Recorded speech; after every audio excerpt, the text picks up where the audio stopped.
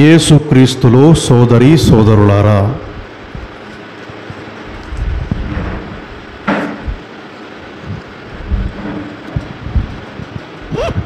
దేవుని యొక్క వాక్యం మనందరికీ హెచ్చరిక, మార్గం, ఒక సూచిక. దేవుని వాక్యము మనకు హెచ్చరిక, మార్గము, సూచిక. ఎటు వెళ్ళాలి, ఎటు వెళ్ళకూడదు అని మనకు దేవుని వాక్యం ఒక నడిపింపు, దేవుని మాట. మరి ఈ రోజున దేవుని మాట తపస్సు కాలంలోని 5వ ఆదివారంలో మనం ఉన్నాం. ఈ రోజున దేవుని మాట మనందరికీ ఏమిటి అనేది వాక్యం ద్వారా తెలుసుకుందాం. యోహాను సువార్త 8వ అధ్యాయం 1 నుంచి 11 వరకు చదువుకున్నాం. అందులో వచనం తర్వాత వచనం ఒక్కొక్క వచనంగా చదువుకొని అందులోని విషయాన్ని గ్రహిద్దాం. 1వ వచనం, యేసు ఒలీవు పర్వతమునకు వెళ్ళెను. యేసు ఒలీవు పర్వతానికి వెళ్ళెను. ఒలీవు పర్వతం అన్నది యెరూషలేము దేవాలయానికి ఆనుకొని ఉండే ఒక పర్వతం. యెరూషలేము దేవాలయమే ఒక పర్వతం మీద కట్టబడినటువంటి ఒక ఆలయం. దానికి ప్రక్కనే ఓలీవు పర్వతం. ఆ ఓలీవు పర్వతంలో ఒక భాగం గెత్సమని తోట. ఆ పర్వతమంతా ఓలీవు చెట్లు ఉంటాయి కాబట్టి ఓలీవు పర్వతము అంటారు. ఆ పర్వతానికి యేసు వెళ్ళాను. ఏమిటా పర్వతము అంటే, ఇశ్రాయేలు ప్రజలు కావచ్చు, యూదులు కావచ్చు, వారు వారి కుటుంబాల్లో చనిపోయిన వారిని పాతిపెట్టే స్థలం. అది శ్మశానం. గెత్సమని తోటైనా, ఓలీవు పర్వతం అన్న ఇవన్నీ శ్మశానం. శ్మశానం దాదాపు 3000 సంవత్సరాల నుంచి అందులో సమాధి చేసేవాళ్ళు. సమాధుల తోట ఓలీవు పర్వతం. యేసు ప్రభు ఆ సమాధుల తోటకి వెళ్ళేవాడు, ప్రార్థనకి వెళ్ళేవాడు. అక్కడికి ఆ సమాధుల తోటలో, శ్మశానంలో ప్రభు ప్రార్థించేవాడు. ఆయన చివరి ప్రార్థన ఎక్కడ చేశాడు? గెత్సెమనే తోటలో. ఆయన్ని బంధించేదానికి ముందు ఆయన కడరా భోజనం ముగించుకొని ఎక్కడికి వెళ్ళాడు? గెత్సెమనికి వెళ్ళాడు. గెత్సెమనే ఎక్కడుంది? ఓలీవు తోటలో. ఇది ఒక భాగం. ఈ గెత్సెమని అంటే నూనెని పిండడం అని అర్థం. ఆ ఓలీవు పర్వతంలో ఒక భాగంలో వీళ్ళ ఓలీవు కాయలన్నీ కోసి ఆ ఓలీవు తైలాన్ని తీసేవాళ్ళు. ఈ గెత్సెమని అనే ఆ ప్రాంతంలో ఆ కాయలన్నీ కోసి గానుగా ఆడించి నూనెని పిండేవాళ్ళు. దాన్ని గెత్సెమని అంటారు. ప్రభు ఈ గెత్సెమనిలో చివరిగా ప్రార్థన చేశారు. ఓలీవు పర్వతానికి వెళ్ళాను. యేసయ్య పర్వతానికి వెళ్ళాడు. ఏమిటి ఆ పర్వతం? శ్మశానం. ఎందుకు వెళ్ళాడు ప్రభు శ్మశానానికి? వేరే స్థలం లేదా?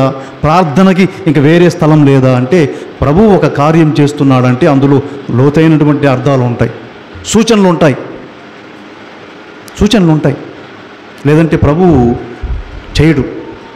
ఆయన ప్రార్థనకు చేయుటకై ఓలీవు పర్వతానికి వెళ్తున్నాడంటే అందులో ఏదో సూచన ఉంది. ఏమిటా సూచన? మత్తయి సువార్త 27వ అధ్యాయం 52వ వచనం. మత్తయి సువార్త 27వ అధ్యాయం 52వ వచనం.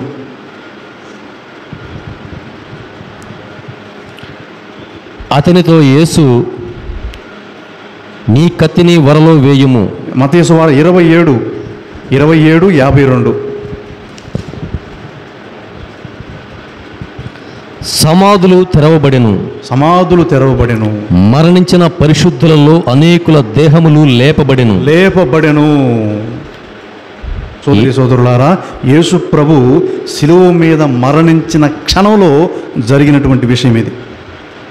ప్రభు శిలువ మీద తల వంచి ప్రాణం వదిలినప్పుడు కొన్ని సూచనలు జరిగాయి. ఒకటి, భూకంపం వచ్చింది. 2, దేవాలయంలో ఉండే తెర చినిగిపోయింది.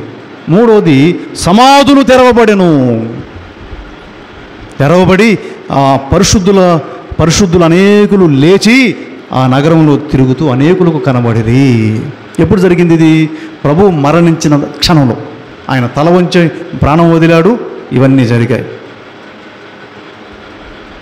యేసు ప్రభువుల వారు మరణించేదానికి ముందు ఆయన ఒలీవ తోపులోనికి వెళ్ళి ఆ శ్మశానంలో సమాధుల మధ్య ప్రార్థించెను.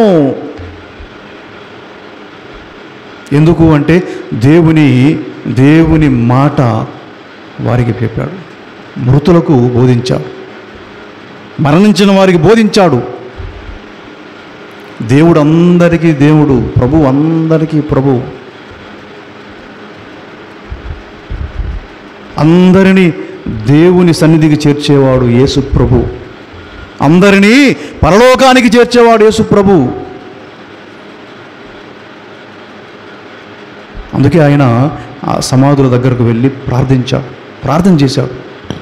రాత్రంతా ప్రార్థన చేశాడు. సోదరులారా, మరణించిన వారి కోసం మనం పూజలు పెట్టిస్తాం. మరణించిన వారికి ఆత్మశాంతి కలగాలని పూజ సమర్పిస్తాం. ఇది తప్పక చేయాల.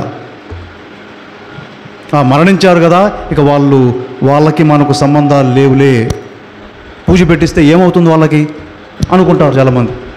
మరణించిన వాడు ఏమైనా తిరిగి వస్తాడా? చాలామంది చెప్తారు, మరణించిన వారి కోసం ప్రార్థించేమి లాభం అంటారు కదా. మరి మరణించిన వారి సమాధుల దగ్గర యేసుప్రభు ఎందుకు వెళ్ళి ప్రార్థన చేసినట్టు? యేసుప్రభు మరణించినప్పుడు అనేక మంది సమాధులు ఎందుకు తెరవబడ్డట్టు? కనెక్షను ఏమిటి? ఆ సంబంధం. ఈ బలి పూజలో ఒక మరణించిన వ్యక్తిని మనం సమర్పించి ఆ వ్యక్తి పేరు మీద పూజను సమర్పిస్తే, సోదరులారా, ప్రభుని మరణంలో అతను భాగం పంచుకుంటాడు. ప్రభుని మరణంలో భాగం పంచుకున్న వ్యక్తి ప్రభుని పునరుత్థానంలో భాగం పంచుకుంటాడు. మహిమలో భాగం ఉంటుంది.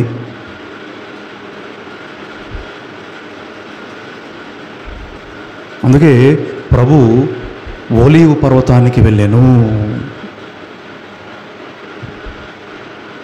ప్రభువులో అందరూ ప్రభువులో భాగం. ప్రభుకి, దేవునికి అందరూ కావాలి. తర్వాత వాక్యం, తెల్లవారగానే ఆయన దేవాలయమునకు రాగా ప్రజలు ఆయన యొద్దకు వచ్చిరి. ఆయన కూర్చుండి వారికి బోధింపసాగాడు. రాత్రంతా ఆ ఒలీవ పర్వతంలో ప్రార్థన చేశాడు.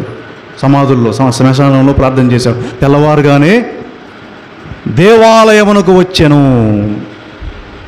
ప్రజలందరూ ఆయన దగ్గరకు వచ్చి చెప్పే వాక్యం వింటూ ఉన్నారు. మరణించిన వారి దగ్గరికి వెళ్ళాడు. బ్రతికి ఉన్నటువంటి ప్రజల దగ్గరికి వెళ్ళి వాక్యం, దేవుడి గురించినటువంటి వాక్యం బోధించాడు. దివ్య పూజా బలిలో మనం అందరినీ స్మరిస్తాం. బ్రతికి ఉన్న మనము మరణించినటువంటి మన సోదరులందరినీ స్మరించుకుంటాం. ఎందుకంటే ప్రభుని మరణంలో మనమందరం భాగస్థులం. ప్రభుని మరణంలో మనమందరం భాగస్థులం. భాగం పంచుకోవాలా, లేకుంటే ఆయన మహిమలో భాగం దొరకదు. మనం యేసు ప్రభువుల వారు భాగం, అందరినీ భాగస్థులం చేస్తున్నాం. పౌలుడు కొరింథీయులకు రాసినటువంటి 2వ లేఖ 5వ అధ్యాయం 19వ వచనం. కొరింథీయులకు రాసిన 2వ లేఖ 5వ అధ్యాయం 19వ వచనం. కనుక దేవుడు క్రీస్తు ద్వారా మనుష్యులందరినీ తనతో సఖ్యపరచుకొనుచున్నాడు. కనుక దేవుడు క్రీస్తు ద్వారా మనుష్యులందరినీ తనతో సఖ్యపరుచుకున్నాడు. మనుషులందరూ అంటే బ్రతికి ఉన్నవారేనా? కాదు, అందరూ. మరణించిన ప్రతి మనిషి, సమాధి చేయబడ్డ ప్రతి ఒక్క అందరినీ తనతో సఖ్యపరచుకొనుచున్నాడు. సఖ్యపరచుకోవడం అంటే ఆయన మహిమలో భాగం ఇవ్వడం. దానికి క్రీస్తు ప్రభు మధ్యవర్తి. అందుకే ఆయన సమాధుల్లో ప్రార్థన చేశాడు. బ్రతికి ఉన్నటువంటి ప్రజలకి వాక్యం చెప్పాడు. అందరినీ దేవుని సన్నిధికి నడిపించే ప్రయత్నం, అందరినీ దేవుని చెంతకు నడిపించే ప్రయత్నం, అందరినీ దేవుని మహిమలో భాగస్థులు చేసే పరిచర్య యేసు ప్రభు చేస్తున్నాం. అందుకే ఒలీవ పర్వతానికి వెళ్ళాడు. తెల్లవారుగానే దేవాలయానికి వచ్చాడు, ప్రజలకి బోధించాడు. తెల్లవారుగానే దేవాలయానికి వచ్చి ప్రజలకు బోధించాడు.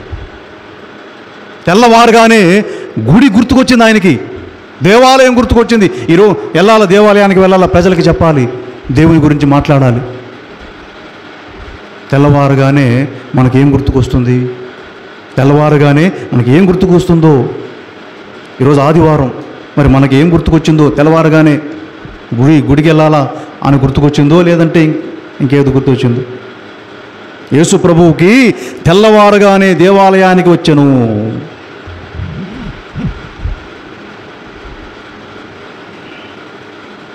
దేవుని బిడలారా, ఆదివారం రోజున తెల్లవారుగానే మనకు దేవాలయం గుర్తుకు రావాలా, పూజా బలి గుర్తుకు రావాలా, అందులో దివస ప్రసాదాన్ని స్వీకరించడం గుర్తుకు రావాలా. మనకి ఇవన్నీ బలం, శక్తి, విశ్వాసానికి బలం.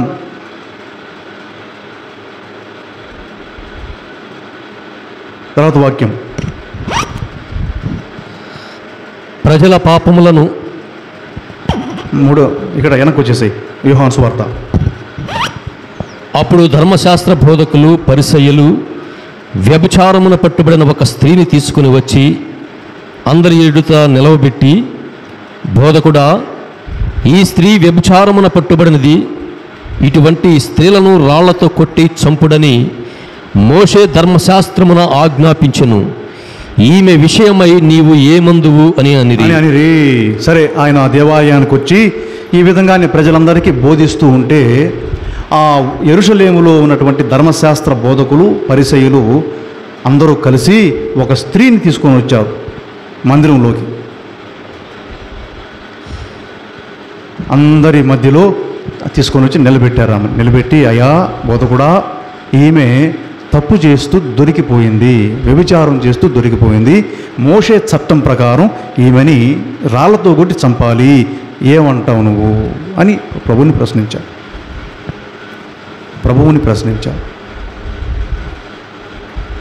మోషే చట్టం ఉంది, లేవియ కాండంలో మనం చూస్తాం. లేవియ కాండం 20వ అధ్యాయం 10వ వచనంలో ఈ విషయం ఉంది.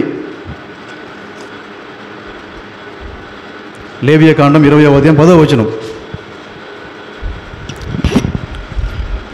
ఎవడైనా ఇతరుని భార్యతో వ్యభిచరించనేని ఆ ఇరువురిని చంపవలసినదే. ఇది దేవుని వాక్యం, దేవుని చట్టం, ధర్మశాస్త్రం. సోదరులారా, ఎవడైనా పాపం చేసిన ఎడల, ప్రత్యేకించి వ్యభిచారం చేసిన ఎడల ఆ ఇద్దరిని చంపవలసినదే అన్నది ధర్మశాస్త్రం, కఠినమైనటువంటి ధర్మశాస్త్రం. ఆ స్త్రీ ఆ పాపం చేస్తూ దొరికింది, వాళ్ళు తీసుకొని వచ్చి నిలబెట్టారు. ఇదిగో ఈ పాపం చేస్తూ దొరికింది, బోధ కూడా ఈవిని చంపాలి కదా, ఏమంటావు నువ్వు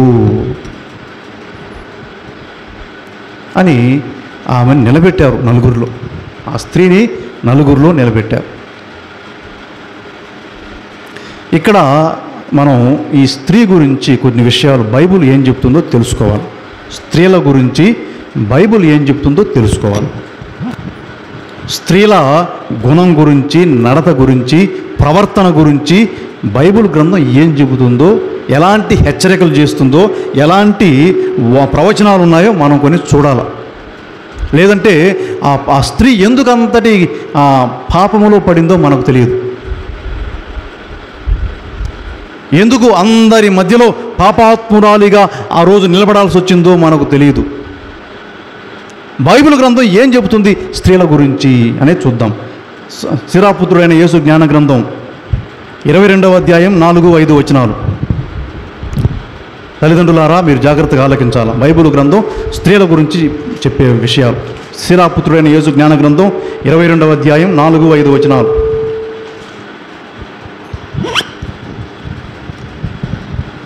22:4-5 వచనాలు. తెలివితేటలు కల బాలికకు పెండ్లి అగును, కానీ సిగ్గు శరము లేని పిల్ల తండ్రి ఎదపై కుంపటి అగును. వింటున్నారా అందరూ? తెలివితేటలు కలిగినటువంటి బాలికకు పెండ్లి అగును, కానీ సిగ్గు శరము లేని పిల్ల తండ్రి ఎదపై కుంపటి అగును. వాక్యం చెబుతుంది. ఒక పద్ధతి, ఒక సంస్కారము, తెలివి జ్ఞానము కలిగినటువంటి ఆడపిల్లకి పెళ్ళవుతుంది, సంసారం బాగుంటుంది, కుటుంబం బాగుంటుంది. కానీ సిగ్గు శరం లేకుండా పెరిగినటువంటి ఆడపిల్లకి అంటే అమ్మాయి తండ్రి గుండెల మీద కుంపటవుతుంది, భారం, బరువు కుటుంబానికి. అలాంటి స్త్రీ అమ్మాయి అంటుంది వాక్యం 5వ వచనం. పొగరబోతు పడుచు తండ్రికి మగనికి కూడా తలవంపులు తెచ్చును. ఎవరు పొగరబోతు పొగరబోతు పడుచు అమ్మాయి తండ్రికి భర్తకి తలవంపులు తెచ్చును. ఇవన్నీ బైబిల్ వాక్యాలు. పొగరుబోతు అమ్మాయిలు, స్త్రీలు తండ్రికి భర్తకి తలవంపులు తెచ్చును. సోదరి సోదరులారా, జాగ్రత్త వహించాలి. స్త్రీలు జాగ్రత్త వహించాలి.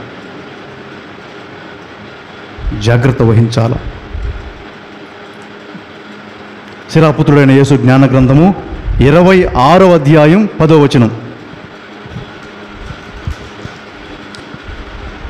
తలబిరుసు కుమార్తెను ఒక కంట కనిపెట్టి ఉండవలెను, లేదేని ఆమె అవకాశము చూసుకొని కాని పనికి పాల్పడును. తలబిరుసు కలిగినటువంటి కుమార్తెను ఒక కంట కనిపెట్టవలెను, లేకుంటే ఆమె అవకాశం వచ్చినప్పుడు కాని పనికి పూనుకొనును. మీ కుమార్తెలు గనక పొగరుబోతులు అనుకోండి, గమనించుకోవాలి. అబ్బాయిలు పొగరుబోతులైతే పెద్ద నష్టం ఉండదు, ఆడపిల్లలు పొగరుబోతులైతే గమనించుకోవాలి. ఎందుకంటే నష్టం భరించలేరు మీరు. వాక్యం చెబుతుంది మాట, దేవుని వాక్యం. పొగరుబోతు కుమార్తెను ఒక కంట గమనించవలను, లేదని అవకాశం వచ్చినప్పుడు ఆమె కాని పనికి పూనుకొనును.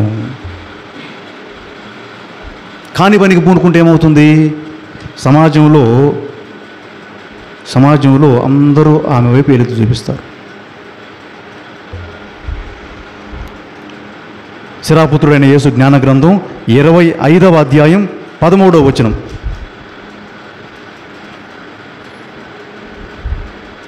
దైవభీతి మించిన భాగ్యము లేదు, దైవ భయము గల నరునికి సమతుల్యుడును లేడు. 25:13. గాయములన్నింటిలో ప్రేమను భగ్నము చేయు గాయము గొప్పది, దృష్టత్వములన్నిటిలో స్త్రీ దృష్టత్వము పెద్దది. చూడండి వాక్యం చెప్తుందో, గాయాలన్నింటిలో ప్రేమను భగ్నము చేసే గాయం పెద్దదంట. అంటే ఒక వ్యక్తి ప్రేమలో గనక ఓడిపోతే అది మానదు ఆ గాయం. అలాగే దుష్టత్వాలలో స్త్రీ దుష్టత్వము బహు గొప్ప పెద్దది అంటారు. అంటే దీని అర్థం, పురుషుడు చెడ్డవాడైనా తట్టుకోగలం, స్త్రీ చెడ్డదైతే తట్టుకోలేం. దాని అర్థం అది. ఒక పురుషుడు దుష్టుడైతే వాడిని తట్టుకోవచ్చు సమాజం, స్త్రీ దుష్టురాలైతే భరించలేదు. దేవుని బిడ్డలారా గమనించుకోవాలి, మనం గమనించుకోవాలి. ఇవి ఊరికే చెప్పబడ్డ మాటలు కావు. ఈ మధ్య వార్తల్లో విన్నారా మీరు? ఈ మధ్యనే చూసారా? ఒక స్త్రీ తన 3 బిడ్డల్ని విషం పెట్టి చంపింది. విన్నారా? అది యథార్థమో తెలియదు మనకు, వార్తల్లో ఉంది. ఒక స్త్రీ తల్లి తన 3 బిడ్డలకి విషం పెట్టి చంపేసింది. ఎందుకు కారణం?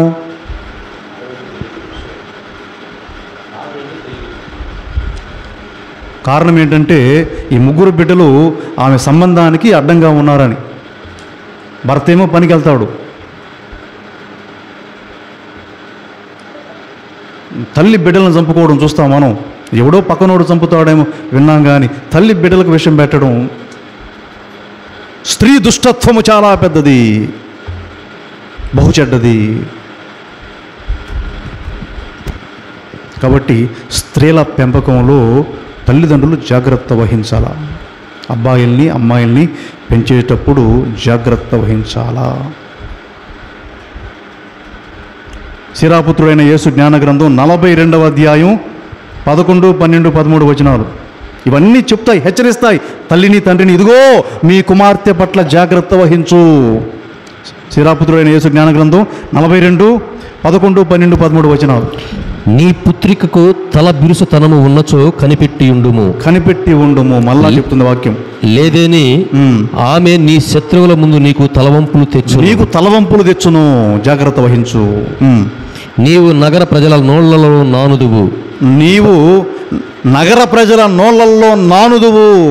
బహిరంగముగా అవమానానికి గురవుతావు. ఎందుకు? నీ బిడ్డకు తల బిరుస్తాను, నీ కూతురికి తల బిరుస్తాను. వినదు, చెప్పిన మాట విందు. మంచి చెప్తే విందు, మంచి మాట ఆలకించదు. ఫలితంగా నలుగురు వేలెత్తి చూపిస్తారు. దానివల్ల తల్లిదండ్రులకి నలుగురిలో చెడ్డ పేరు. తల బిరుస్తాను, పొగురు, వినదు. ఆమె ప్రతి మగవాని ముందు తన అందమును ప్రదర్శింపకుండునట్లును ఆమె ప్రతి మగవాని ముందు తన అందాన్ని ప్రదర్శింపకుండునట్లును స్త్రీలతో ముచ్చట్లు పెట్టుకొనకుండునట్లును జాగ్రత్త పడుము. దేవుని బిళ్ళారా, ఇవి చాలా తీవ్రమైన మాటలు, సమాజానికి పనికొచ్చే మాటలు.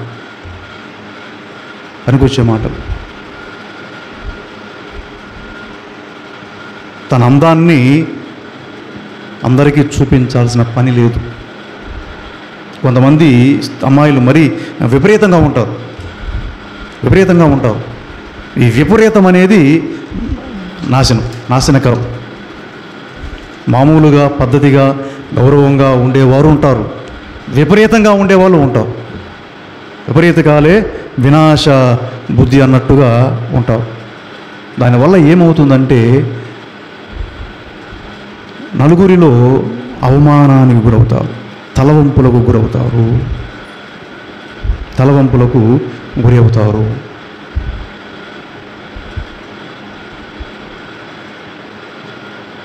పన్నెండవ వచనం 42:12. ఆమె ప్రతి మగవాని ముందు తన అందమును ప్రదర్శింపకుండునట్లును జాగ్రత్త పడుము. స్త్రీలతో ముచ్చట్లు పెట్టుకొనకుండునట్లును జాగ్రత్త పడుము. స్త్రీలతో ముచ్చట్లు పెట్టుకొనకుండా జాగ్రత్త పడుము. ముఖ్యంగా వీధుల్లో కూర్చొని ముచ్చట్లు ఆడరాదు. నీ పని నీ కుటుంబం, నీ బిడ్డలు అంతే. బయట కూర్చొని ముచ్చట్లు మంచిది కాదంటుంది దేవుని వాక్యం. మంచిది కాదు. తర్వాత వాక్యం, బట్టలను చిమ్మటల వలె స్త్రీలను నాశనము చేయుదురు. ఆడదాని మంచితనము కంటే మగవాని చెడ్డతనము మేలు అంటుంది వాక్యం. అంటే ఇవన్నీ మనకు హెచ్చరికలు. అంటే సమాజంలో స్త్రీలు చాలా ముఖ్యం. ఒక ఇంట్లో తల్లి తండ్రి బిడ్డలు ఉన్నారండి. ఆ ఇంటికి ప్రధానమైనటువంటి వ్యక్తి ఎవరు? తల్లి. ఎందుకు అంటే తండ్రి ముఖ్యమే. తండ్రి సంపాదన అంటూ ఆయన పనుల్లో ఆయన ఉంటాడు. ఈ బిడ్డల పెంపకము, బిడ్డల పాలన అన్నీ చూసేది తల్లి. బిడ్డలకు మంచి చెడు చెప్పేది తల్లి. తండ్రి ఆయన సంపాదన, పని, ఉద్యోగం, వ్యాపారం అంటూ ఉంటే తల్లి చూస్తుంటుంది ఈ విషయాలన్నీ. కాబట్టి తండ్రి కంటే తల్లి చాలా ముఖ్యం ఒక ఇంటికి. అందుకే తల్లి లేని బిడ్డలను చూడండి, తండ్రి లేని బిడ్డలను చూడండి, తేడా ఉంటుంది. తల్లి ఉండి తండ్రి లేకుండా ఉన్న బిడ్డలు సుమారుగా ఉంటారు. తండ్రి ఉండి తల్లి లేకుండా ఉండే బిడ్డలు తేడాగా ఉంటారు. ఎందుకు? పెంపకంలో తేడా ఉంటుంది. కాబట్టి తల్లి కుటుంబానికి చాలా ముఖ్యం.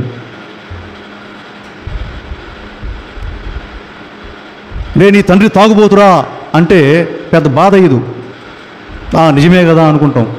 నీ తల్లి తిరుగుబోతురా అంటే తట్టుకోగలమా? బిడ్డలు తట్టుకోలేరు. మీరు ఆలోచన చూడండి.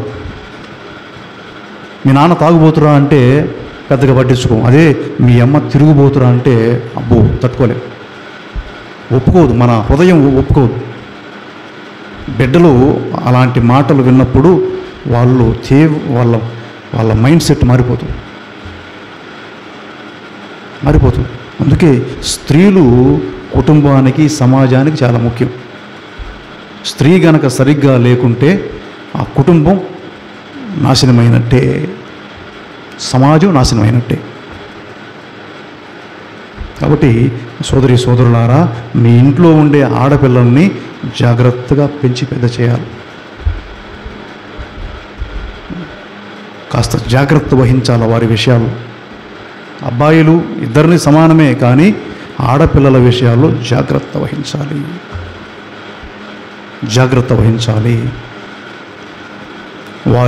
వారి పెంపకం చాలా చాలా బాగా జరగాల. లేదంటే ఆ కుటుంబానికి తలవంపులు తప్పు. బాగా పెంచి పెద్ద అయితే ఎలాంటి వారు ఉంటారు? వాక్యం ఏం చెప్తుంది చూద్దాం. సామెతల గ్రంథం 31వ అధ్యాయం 10, 11, 12 వచనాలు. ఒక ఇంట్లో ఒక అమ్మాయి లేదా ఒక స్త్రీ పెంపకం బాగుంటే ఎలాంటి స్త్రీ అవుతుందో వాక్యం చెప్తుంది. సామెతల గ్రంథం 31వ అధ్యాయం 10, 11, 12 వచనాలు. యోగ్యురాలైన గృహిణి ఎచ్చట దొరుకును, ఆమె పగడముల కంటెను విలువైనది. చూడండి, ఒక స్త్రీ గనక చక్కగా పెంచి పెద్దదైతే యోగ్యురాలైనటువంటి స్త్రీగా ఉంటుంది. ఆమె పగడాల కంటే విలువైనది. తర్వాత వాక్యం, ఆమె పెనిమిటి ఆమెను విశ్వసించును, ఆమె వలన అతనికి చాలా లాభం కలుగును. అలాంటి యోగ్యురాలైనటువంటి స్త్రీ వల్ల భర్తకి లాభం, భర్తకి ఆనందం, సంతోషం. ఆమె జీవించినంత కాలము అతడికి మేలునే కానీ కీడు చేయదు. ఎందుకు? పెంపకం అలా ఉంటుంది. తల్లిదండ్రులు ఆ స్త్రీని అలా పెంచారు, పెద్ద చేశారు, మంచి నేర్పించారు, మంచి అలవాట్లు నేర్పించారు, సంస్కారం నేర్పించారు, అన్నీ నేర్పించారు. తెలివితేటలు కలిగినటువంటి స్త్రీ కాబట్టి ఒక ఇంట్లోకి వెళ్ళినప్పుడు, ఒక ఇంటికి ఇచ్చినప్పుడు ఆ ఇంటికి గౌరవాన్ని తెస్తుంది, మర్యాదను తెస్తుంది. ఆమె విధానం ద్వారా భర్తకి గౌరవం, పిల్లలకి గౌరవం, భర్తకి లాభం, ఇంట్లో సంతోషం, ఇవన్నీ జరుగుతాయి ఎప్పుడు? ఆ స్త్రీ ఒక పద్ధతి అయినటువంటి స్త్రీగా పెరిగినప్పుడు. పగడాల కంటే విలువైనటువంటిది. పెంపకం సరిగ్గా లేదనుకోండి దేవుని బిడ్డలారా, కుంపటి. ఏ విధంగా ఈరోజు వాక్యంలో మనం చూస్తున్నాం కదా, ఆ వ్యభిచారంలో పట్టుబడినటువంటి స్త్రీని నలుగురిలో నిలబెట్టారు. ఎందుకంత స్థితి అంటే పెంపకం బాగలేదు.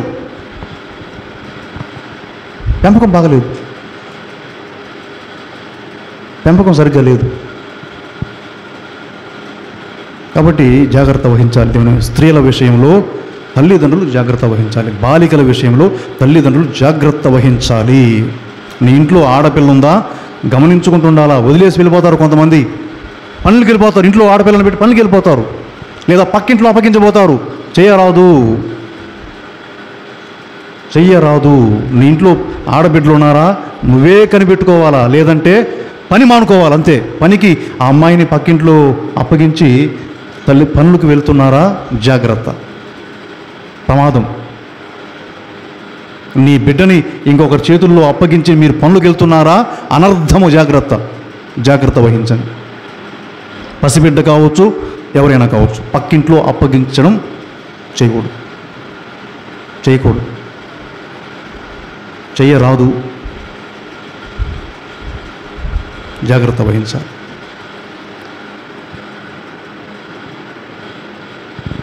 దేవుని బిడ్డల స్త్రీలు చాలా ముఖ్యం మనందరికీ. ఈ సమాజానికి స్త్రీలు అవసరం. ఎలాంటి స్త్రీలు? ఒక యోగ్యురాలైనటువంటి స్త్రీలు కావాలి. అలాంటి వారు ఉంటే ఈ సమాజం, ఈ సృష్టి చాలా బాగుంటుంది. అలాంటి వారు ఉండాలంటే వారిని బాగా పెంచి పెద్ద చేయాలి. ఈ వాక్యంలో వద్దాం. ఈ స్త్రీని వాళ్ళు తీసుకొని వచ్చి నిలబెట్టారు. వారు యేసు మాటలలో తప్పుపట్టి ఆయనపై నేరారోపణ చేయుటకై ఇట్లు అడిగిరి. యేసు వంగి వ్రేలితో నేల మీద వ్రాయసాగాను. వాళ్ళు అడిగారు, అయ్యా ఈమె తప్పు చేసింది, చట్టం ప్రకారం ఈమెను శిక్షించాలి కదా, ఏమంటావు నువ్వు అన్నారు. అంతమందిలో పాపం ఆమె నిలబెట్టారు. దోషే, ఆమె పాపం చేసింది. మరి యేసు ప్రభు ఏం చెప్తాడని చెప్పి చూస్తున్నారు. ఏం చేశాడు ప్రభు? నేల మీద వంగి రాయసాగెను.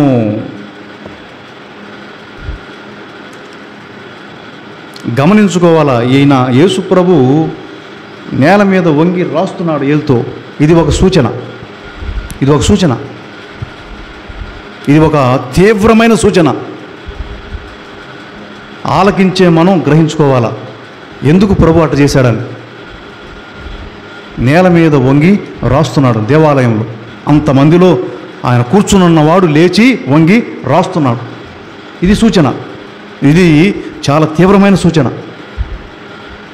చదువర్లు ఆలకించేవారు దీన్ని గ్రహించుకోవాలి. ఏంటి సూచన? ఏంటి సూచన అంటే ఇది ఒక గొప్ప రహస్యాన్ని మనకు ప్రభు వాడ చెప్తున్నాడు. ఏమిటా రహస్యం అంటే ప్రతీదీ కూడా రికార్డు చేయబడుతుంది. ఇది రహస్యం. ప్రతీదీ ఈ సృష్టిలో భద్రపరచబడుతుంది. ఉదాహరణకి మనం కెమెరాలు పెడతాం అక్కడక్కడ. ఏం చేస్తాయి అవి? రికార్డు చేస్తుంటాయి. అలాగే ఈ సృష్టి జరిగేదంతా రికార్డు చేస్తుంది. ప్రతిదీ ఈ సృష్టి రికార్డు చేస్తుంది అంతా. చెట్టుచాటుకు పోయి మనం గుసగుసలాడతాం వాళ్ళ గురించి వీళ్ళ గురించి, రికార్డు చేసేస్తుంది అంతా. ఆ గోడ వెనక్కిపోయి ఏదేదో చేస్తాం, రికార్డ్ అయిపోతుంది. గోడ రికార్డు, ప్రతిదీ రికార్డు చేసేస్తుంది. ప్రతిదీ రికార్డ్ అయిపోతుంది. ఉంటుంది అక్కడ. అది అవసరాన్ని బట్టి అది బయటకు వస్తుంది. సోదరి సోదరులారా, ప్రతిదీ రికార్డ్ అయిపోతుంది. ఇది భయపెట్టే మాటలు ఇవి. మనం అనుకుంటాం నన్ను ఎవరు చూడట్లేదులే అని. ప్రతిదీ రికార్డ్ అయిపోతుంది. ఎవరు చేస్తారు? ఈ సృష్టి చేసేస్తుంది. మనం ఉన్నటువంటి ఈ సృష్టి అంతా తనలో ప్రతిదాన్ని భద్రపరుచుకుంటుంది.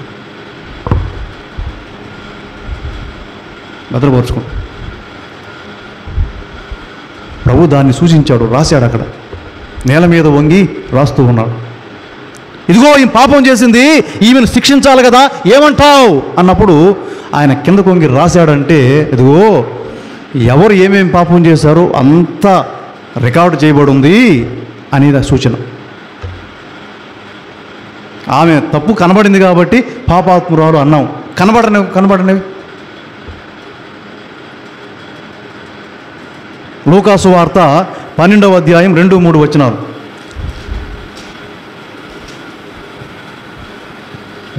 దాచబడినది ఏదియు బయటపడకపోదు. వినండి, ఇది ప్రభు చెప్పిన మాట. దాచబడింది ఏది బయటపడకపోదు. రహస్యమైనది ఏదియు బట్టబయలు కాకపోదు. రహస్యమైనది ఏదియు బట్టబయలు కాకపోదు. మీరు చీకటిలో చెప్పినది అంతయు వెలుతురులో వినబడును.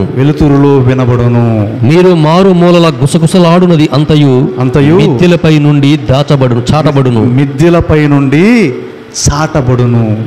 చాలా స్పష్టంగా చెప్పేశాడు ప్రభు. సృష్టి రహస్యం ఇది. మనం చేసే ప్రతిదీ రికార్డ్ అయిపోతుంది, స్టోర్ అయిపోతుంది.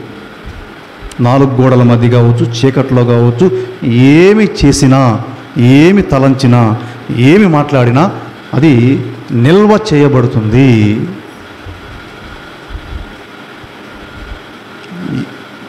నిల్వ చేయబడుతుంది. సమయం వచ్చినప్పుడు బయటకు తీయబడుతుంది. ఇది సృష్టి రహస్యం. మనం అనుకుంటాం తెలియదని, కానీ వాస్తవానికి తెలిసిపోతుంది. తెలియకుండా ఉండే ప్రసక్తే లేదు.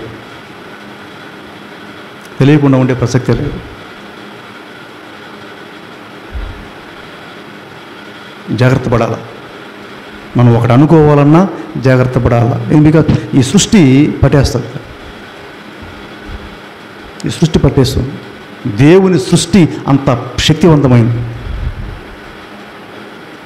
అది ప్రభు రాశాడు అక్కడ. మీరు చేసేదన్నీ అంతే చూస్తున్నా లేరా, ఎవరు చూడలేదని మీరు అనుకొని పాపం ఆ స్త్రీ మీద ఆమె ఏదో తప్పు చేసింది కాదనో, దొరికిపోయింది కాబట్టి ఆమెను చట్టం ముందు నిలబెట్టి దోషి అంటున్నారు. మరి మీరు చేసినటువంటివి. తర్వాత వాక్యం, వారు పదే పదే అడగగా పదే అడిగారు వాళ్ళు. ఆయన లేచి, మీలో పాపము చేయని వాడు మొట్టమొదట ఆమె మీద రాయి వేయవచ్చును అని చెప్పి మరల వంగి నేల మీద రాశాడు. పదే అడిగితే లేచి మీలో పాపం చేయని వాడు ఎవడైనా ఉంటే రాయి వేయండి అని చెప్పి మళ్ళా రాస్తూ ఉన్నాడు.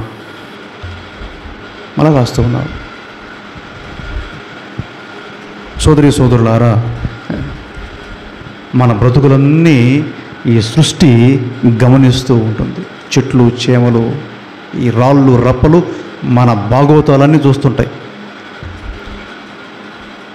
యేసు ప్రభు ఒక సందర్భంలో అంటాడు, ఈ పరిసయ్యులు మేము అబ్రహాము సంతానం అని చెప్పి అనుకుంటూ ఉంటే వాళ్ళు అంటాడు, రే దేవుడు తలుచుకుంటే ఈ రాళ్ళ నుండి అబ్రహాముకు సంతానాన్ని కలిగిస్తాడు అంటాడు యేసు ప్రభు.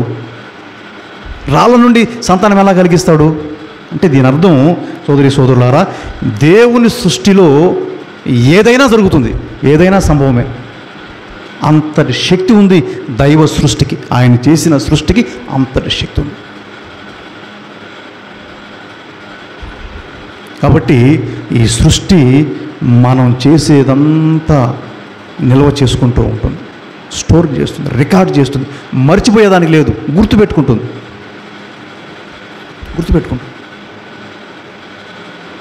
మనం అజ్ఞానులమే. ఏమని? ఇప్పుడు నేను చేసింది ఎవరు చూడలేదులే అనుకుంటే మనం అజ్ఞానులమే. 4 గోడల మధ్య కావచ్చు, చెట్టు చాటును కావచ్చు, ఇంకెక్కడో కావచ్చు, నేను చేసింది ఎవరు చూడలేదులే అనుకుంటే పొరపాటు. సృష్టి చూస్తూ ఉన్నది. అది ప్రభువు రాశాడు. అంతా రికార్డ్ అవుతుంది అని చెప్పి మీలో పాపం చేయని వాడు ఎవడైనా ఉన్నాడా రాయి వేయండి అన్నారు. దానికి వాళ్ళ స్పందన ఏంటి? ఆ మాటలు విని అచట ఉన్నవారు పెద్దలు మొదలుకొని ఒకరి వెంట ఒకరు వెళ్ళిపోయారు, భయపడిపోయారు. అంటే ఆయన రాస్తున్నాడు కదా, ఇదిగో నువ్వు ఇలాంటి వాడివి రాస్తున్నాడు, నువ్వు ఇదిగో ఈ పని చేసావు రాస్తున్నాడు అక్కడే ప్రభు. వాళ్ళకి తెలియదేమో, ఇదిగో చూడు నువ్వు చేసిన పాడు పనులు రాస్తున్నాడు. భయపడిపోయారు. భయపడి రాళ్ళు కింద పడేసి వెళ్ళిపోయారు.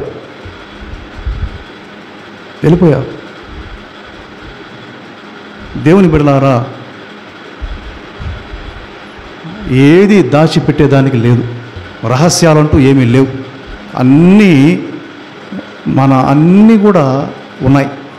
సమయం వచ్చినప్పుడు బయటకు వచ్చేస్తాయి.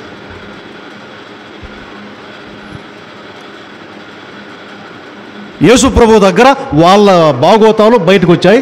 రాళ్ళు కింద పడేసి సర్దుకున్నారు అందరూ. అప్పుడు ప్రభు ఆ స్త్రీతో అన్నాడు, ఆ మాటలు విని అచట ఉన్నవారు పెద్దలు మొదలుకొని ఒకరి వెంట ఒకరు వెళ్ళిపోయిరి. అందరూ వెళ్ళిపోగా ఎదుట నిలిచిన స్త్రీతో యేసు మాత్రమే ఉండిపోయెను. ఆయన తల ఎత్తి, అమ్మా, వారందరూ ఎక్కడ? ఎవరును నీకు శిక్ష విధింపలేదా అని ప్రశ్నించాను. ఆమె మాత్రమే ఉండిపోయింది. ఆమె కూడా పాపం చేసింది కదా. వాళ్ళు వెళ్ళిపోయారు, ఆమె కూడా వెళ్ళిపోవాలి కదా. వారితో పాటు ఆమె కూడా వెళ్ళిపోవాలి కదా. వాళ్ళతో పాటే వచ్చిందామా, తప్పు చేసావు నువ్వు రా అని చెప్పి తీసుకొని వచ్చారు. దేవాలయంలో నిలబెట్టారు అందరి ముందు. ప్రభు ఈ మాట చెప్పగానే రాళ్ళు పడేసి వెళ్ళిపోయారు అందరూ. ఈమె కూడా వెళ్ళిపోవాలి కదా. ఈమె వెళ్ళాల్సిన అవసరం లేదు ఆమెకి. ఎందుకు? దాచిపెట్టుకోవాల్సింది ఏది లేదు కాబట్టి. ఆమెకి దాచిపెట్టుకునేది ఏమీ లేదు, అందుకే ఆడే ఉండిపోయింది. వాళ్ళకి దాచిపెట్టుకునేది చాలా ఉంది, అందుకే ముఖం చూపించలేక రాళ్ళు పడేసి వెళ్ళిపోయారు.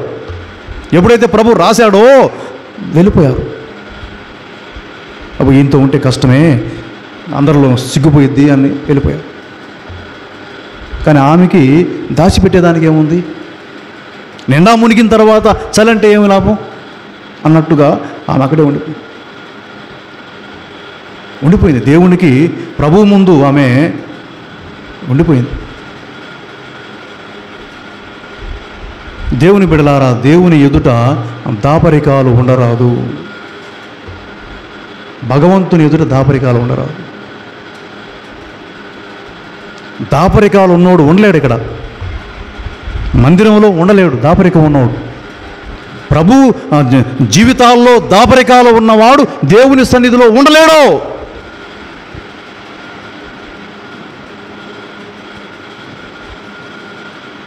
దేవుని దగ్గర దాపరికాలు వద్దు. ప్రభువుకి సమస్తము ఎరుకే. వాక్యం చెప్తుంది కదా, దాచిపెట్టబడింది ఏది బయటపడకపోదు, రహస్యం ఏది బయటకు రాకపోదు అంటాడు కదా. కాబట్టి ప్రభువు దగ్గర దాపరికాలు వద్దు. ఆ స్త్రీ నిలబడిపోయినారు. ప్రభు అడిగాడు, అమ్మా ఏరి వీళ్ళందరూ? వెళ్ళిపోయారు ప్రభువా. నిన్నేం శిక్షించలేదా? శిక్షించలేదు ప్రభువా. అయితే నేను కూడా నిన్ను శిక్షించను, వెళ్ళు, ఇక పాపం చేయకుండా వెళ్ళు. నేను కూడా నిన్ను శిక్షించనమ్మా, వెళ్ళు. దేవుని బిడ్డలారా, యేసు ప్రభు అంటే శిక్షించే స్థాయిలో ఉండి కూడా ఆమెని శిక్షించాల ప్రభు. నేను కూడా నిన్ను శిక్షించను అంటే ఆయన పాపాత్ముడు అని కాదు అర్థం. చాలామంది ఆ రకం కూడా వాదిస్తారు. ఉన్నాయి, డిబేట్లు చాలా జరిగినాయి దాని గురించి. నేను కూడా నిన్ను శిక్షించను అంటే ఆయన కూడా పాపాత్ముడు కాబట్టే కదా ఆయన శిక్షించలేదని చాలామంది డిబేట్లు చేశారు. ఆయన పాపాత్ముడై కాదు, కనికర హృదయం కలిగిన వాడై శిక్షించుకున్నాడు. ఆయన జాలి దయామయుడు కాబట్టి ఆమెను శిక్షించడం. తన బిడ్డగా చూశాడు ఆమెని, అమ్మా అన్నాడు. తన తల్లిగా చూశాడు ఆమెని, అమ్మా అన్నాడు. తన సోదరిగా చూశాడు. వాళ్ళు ఆమెను అలా చూశారా? చూసిన వాళ్ళు అయితే నలుగురిలోకి ఎందుకు తీసుకొని వస్తారు? మన ఇంట్లో ఏదైనా జరిగితే మనం ఈదులో పెట్టుకుంటామా? పెట్టుకోం. ఎందుకు? మన ఇంటి అమ్మాయి కాబట్టి. పక్కింటి అమ్మాయి గురించి అయితే మనం మాట్లాడుతాం. మన ఇంట్లో ఏదైనా జరిగితే మనం బయట పెట్టుకోం, రహస్యంగానే ఇంట్లోనే పెట్టుకుంటాం, ఎవరికి తెలియకుండా జాగ్రత్త పడతాం. మన అమ్మాయి పరువు పోతుందేమో, మన అబ్బాయి పరువు పోతుందేమో అని. యేసయ్య ఇక్కడ ఆ స్త్రీని తన సొంత సోదరిగాను తల్లిగానే చూశాడు. అందుకే ఆమెని శిక్షించాల. అమ్మా నేను నిన్ను శిక్షించను, అయితే ఇక పాపం చేయొద్దు అని చెప్పి. దేవుని బిడ్డలారా, ఈ రోజున దేవుని వాక్యం ఇది మనకు. ఈ సంఘటన యేసయ్య పరిచర్యలో జరిగినటువంటి సంఘటన ఇది. ఇందులో ఆయన ఆ స్త్రీ పట్ల ఆయన చూపించినటువంటి ఆ తీరు, ఆ ధర్మశాస్త్ర బోధకులు పెద్దలు వారి ప్రవర్తన, ఆ స్త్రీ యొక్క జీవితము, ఇవన్నీ మనకు పాఠాలు. ఈ రోజుల్లో ఈ కాలంలో ఉన్నటువంటి మనకు ఇవన్నీ పాఠాలు, గుణపాఠాలు. ఒక స్త్రీ ఎలా పెరగాలి, ఒక స్త్రీ కుటుంబంలో ఎలా ఉండాలి, తప్పు జరిగితే ఎలా, ఒక అధికారి ఎలా ప్రవర్తించాలి, కనికరము చూపించాలా వద్దా, ఇవన్నీ ఈరోజు ఆ స్త్రీ పట్ల ప్రభు కనికరం చూపించావు. అమ్మా ఇప్పటిదాకా జీవించావు, ఇక నుంచైనా చక్కగా జీవించు. ఇప్పటిదాకా తప్పు చేశావు, ఇక నుంచైనా చక్కగా జీవించు, పద్ధతిగా జీవించు, బ్రతుకు, మంచిగా బ్రతుకు, గౌరవంగా బ్రతుకు, అవకాశం. ఇక నుంచైనా, ఈ రోజు నుంచైనా బాగా బ్రతుకు.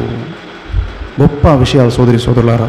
ఒకవేళ మనం ఎలాంటి స్థితిలో ఉన్నట్లయితే ప్రభు మనకు ఒక అవకాశం, ఇదిగో ఇక నుంచైనా పాపం చేయకుండా జీవించు, ఇక నుంచైనా పాపం చేయవద్దు. కాబట్టి ఈ వాక్యాన్ని మనం స్వీకరించుదాం. మన జీవితాల్లో మనకేదైనా పాపం ఉన్నట్లయితే, మనం ఏదైనా పాపములో పడినట్లయితే, వ్యసనములో ఉన్నట్లయితే, చీకటిలో ఉన్నట్లయితే, దేవుని బిడ్డలారా అవకాశం మనకు ప్రభు ఇస్తూ ఉన్నాడు. ఇక నుంచైనా పాపము చేయకము, చీకటిలో ఉండకము, వ్యసనములో ఉండకము, చెడు సహవాసములో ఉండకము. దేవుని యొక్క వాక్యాన్ని స్వీకరించి మన జీవితాల్లో ఒక మంచి మనుషులుగా, ఒక గౌరవమైనటువంటి మనుషులుగా, ఒక మర్యాద కలిగినటువంటి మనుషులుగా ఈ సమాజంలో జీవించుదాం. దేవుడు మనందరినీ దీవించు.